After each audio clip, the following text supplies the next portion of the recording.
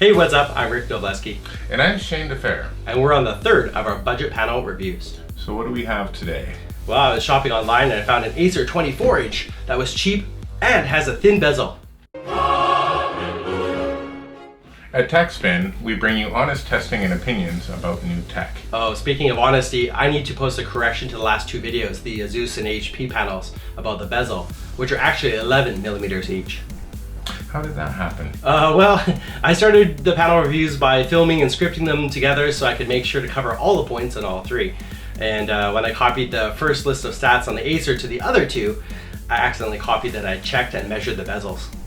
Yeah, that's a pretty important purchasing consideration for many. Yeah, I know. I feel really terrible about it, so you guys have my apologies. Yeah, get your facts straight, man. I'll do better. With that out of the way, on to this review. Let's see if this Acer monitor deserves the prize title or gets beat down in the ring.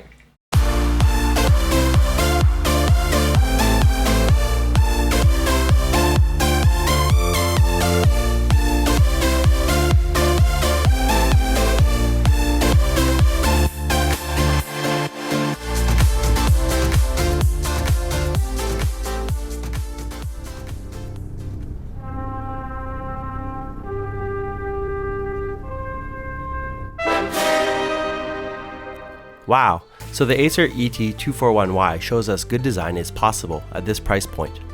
This 23.8-inch 1080p IPS monitor retails for 4,000 NT, about $137 US, though on Amazon it's available for just $120. Terrific price for a 4 millisecond response panel with a static contrast of 1000 to 1. The very sleek display is 3.9 kilos when assembled, so it's just slightly heavier than others. And it's got 100mm VESA mounts built into the middle bump, which also houses the connections. The base is square, angular, and is very sturdy with a huge metal backplate and screw for attaching the post. The post is solid too, and feels that way. Next we need a power cable and, yeah, well, with the VGA cable, I guess not everything can be perfect. Let's see an HDMI cable next time, Acer, okay? Looking at the connectors, there's an HDMI and VGA. Wait, was that? It's an audio in jack. That's right, this monitor has built-in speakers. Although I'd counter that actually having audio out may be more useful. Any added functionality at this price point is appreciated though. Time for assembly of the panel. Yes, you all played with the toy when you were a kid where you had to match the shape to the hole. First, you fit the back tab into the plate. With the tab at the bottom and its shape, as you can see, it's a bit tricky to fit it together. However, I think that it needs to be manufactured to this tight tolerance in order to fit snugly and not wobble, so that's a positive. Anyway, the panel slides down on the stand easily and locks. Nice sound. So it looks like this. There's no front button markings because there's no front buttons. Just this nice square blue power LED. Instead, the buttons are all at the back, with just the power button having a symbol. I really like the brush look of the middle bump. It looks metallic, but it's actually just plastic. It's pretty cool what they can do when manufacturing these units. The buttons are easy to press and responsive. Don't worry about the shaking, as here I'm poking them for the camera, but in real use your hand will be on the right hand side operating them with very little wobbling. Turning on the monitor, the green Acer logo shows, although I wish it could have had a smooth fade on.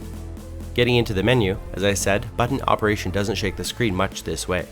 Any of the 4 buttons trigger the menu bar, and because the layout fits your fingers, I used my ring finger to trigger the view modes. Just going through a few of the modes here. I need to point out that while I criticized another display for not having a direct button to switch view modes, it makes sense here to have a menu layer as you can't physically see the buttons. Also, the volume adjustment is easy to get to. One criticism I have is that for input, the other options are light gray, and on the light blue it's near impossible to see, even in person, and I have good eyes. It's only on this one menu though. This menu is more responsive also, which feels easier to use. The quick start mode is awesome. Big ups to Acer for including a way to disable the logo on startup. Other manufacturers should take note of this. I found the button and menu system intuitive and actually much easier to operate than bottom type buttons because your hand position is much more natural. Oh yeah, this is what we've been waiting for, a super thin bezel, the part that goes around the screen. This one measures just 5mm, so running 2 or 3 of these in surround will look really sweet. They also slimmed the whole unit with a screen depth of about 15mm.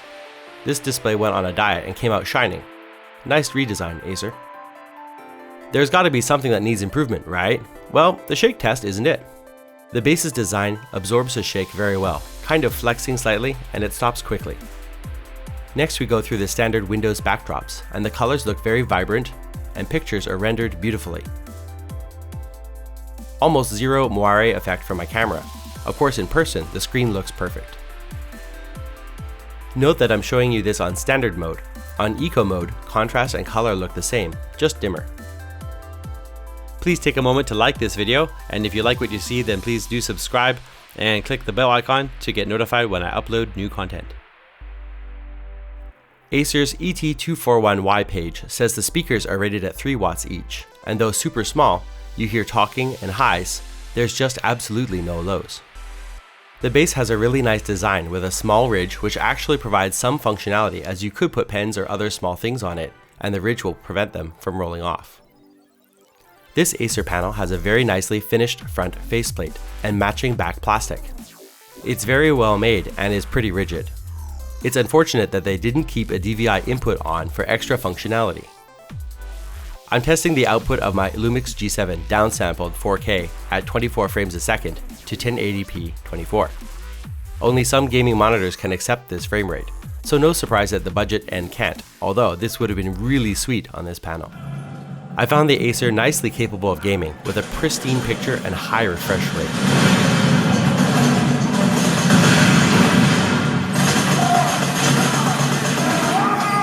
So no noticeable ghosting or smearing during gameplay.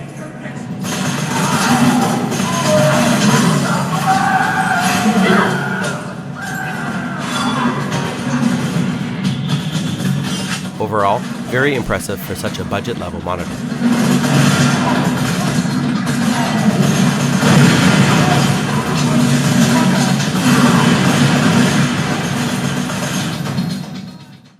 The Acer ET241Y is the best looking thin bezel display on the market today. At $140 or on Amazon for just $120, it gives you the new gaming monitor feel without putting a hole in your wallet.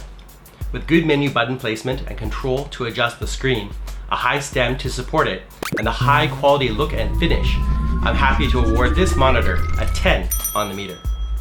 When I first took this out of the box, I was impressed by the look and the feel of it.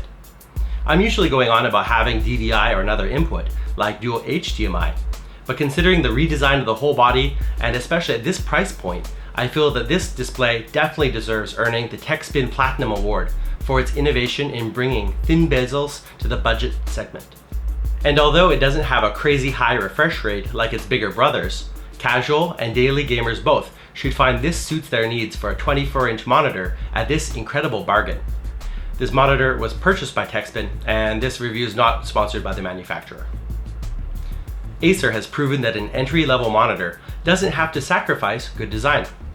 It's true you can always go up a tier or 3 into their gaming lines, but if you have the cash for this one, you can rest easy.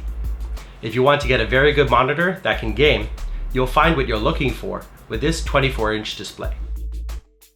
Do thin bezels, refresh rate, or inputs help you determine which new display you're going to pick up? What's been your experience? Let us know in the comments. Hit that thumbs up button if you like this video, or thumbs down if you didn't. To see more videos like this, then please do subscribe for new content, and be sure to click that bell icon to get notified when I put up a new video. We always check the comments, and we do respond to most, so if you have a question or if I missed something, then please do tell us down below. And let us know what you'd like to see next. Thank you all very much for watching, and see you all again soon. Bye for now.